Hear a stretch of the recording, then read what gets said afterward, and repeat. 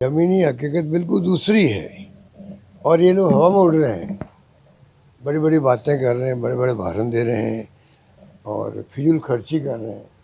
फिजूल खर्ची का तो इतिहास बन रहा है राजस्थान का, फिजूल खर्ची का कोई सोच नहीं सकता। जिस प्रकार से अनावश्यक बड़े बड़े प्रोग्राम करके जो तमाशा कर रहे हैं, लोग बुलवा रहे हैं कलेक्टरों के थ्रू, सारा पैसा सरकार के खर्च पे हो रहा है।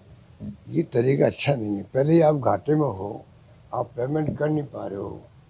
जो बुजुर्ग हैं, महिला पुरुष, जो लोग दिव्यांग हैं, जो विधवाएं हैं, उन पे इनको दया नहीं आ रही है।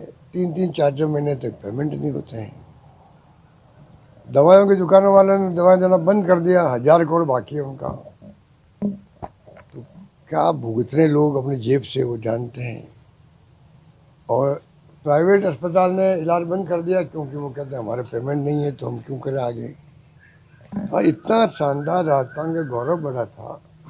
भजन लाल जी चाहते तो जो पूरे कंट्री में मैसेज गया कि राजस्थान एक मॉडल बना दिया हेल्थ को लेके, पूरे चाहे बीजेपी राज्य हो चाहे कोई राज्य हो, कोई प्रत्यक्ष या कोई परोक्ष रूप से तारीफ करता राजस्थान के मॉडल की। भजन लाल जी चाहते तो उस मॉडल को और मजबूत करके आगे बढ़ाते, उनकी वाहवाही होती। अब उसको इतना कमज़ोर कर दिया कि प्राइवेट वाले भी पीछे हट रहे हैं। दवाई की दुकान, दवाई मिल नहीं रही है। रिटायर्ड कर्मचारी है या सर्विंग कर्मचारी है, एमएलए है, एक्स एमएलए हैं, पत्रकार भी है उसके अंदर, आरजीएसएस के अंदर। एमएलए को तो फ्री मिल जाती है क्योंकि वो तो एमएलए है। पता नहीं क्या हो जाएगा, तो वो प्राइवेट वाला मैं सुनता हूँ एमएलए से, तो पहले मना किया, उसके बाद में हमारी बात माननी पड़ी और हमारा इलाज शुरू हो गया, ऐसा मैंने सुना है। और दवा मिलने लग जाती उसको तो, पर हर एक को मिलती नहीं है।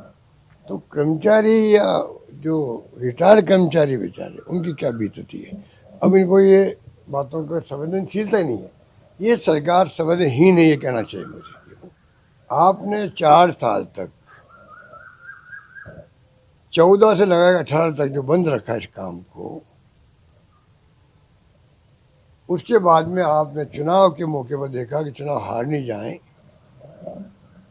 तब आपने प्रधानमंत्री को बुलाया और उसका कार्य प्रारंभ करने के नाम पे उनका प्रोग्राम रखा, जबकि शिलान्यास हो चुका था। सोनिया जी और वीरप्पा मोदी जी आए थे मिनिस्टर। इतना बड़ा प्रोजेक्ट था, अगर आज 7 साल देरी से शुरू हो रहा है, कहाँ 37,000 करोड़ और कहाँ 80,000 करोड़ में फर्क तो होता है। पैसा तो पब्लिक का ही होता है।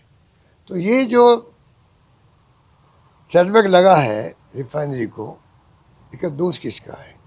पहले वसुंधरा जी को भी मिसगाइड कर दिया गया कि घाटे का सौदा है, और ये भी कह दिया कि पानी हमारा, जमीन हमारी, बिजली हमारी, तेल हमारा, फिर हमारी भागीदारी 26% क्यों है।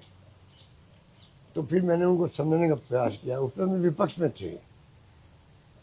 तो मैंने कहा ये गलत कह रहे हैं, भागीदारी होती नहीं राज्यों की, ना लेते हैं राज्य सरकारें, क्योंकि रिफाइनरी जो है कई बार घाटे में आ जाती है, तो स्टेट गवर्नमेंट घाटा पूर्ति करने की स्थिति में नहीं होती है। और रिफाइनरी खुद है, एनपीसीएल की या आईओसी की, किसी की है, उनके कई रिफाइनरी होती है, कोई घाटे में चली गई, कोई फायदे में आ गई, वो लोग इसको सहन कर सकते हैं। इसलिए स्टेट गवर्नमेंट, हमें तो मजबूर किया गया कि हम रिफाइनरी में तब आगे आएंगे तब अगर स्टेट गवर्नमेंट 26% भागीदारी लेगी, इसलिए मजबूरी में भी लेना पड़ा। और आपको भ्रम है कि ये कम भागीदारी ली है, तो ये गलत है। ये मैंने उस वक्त भी कहा था।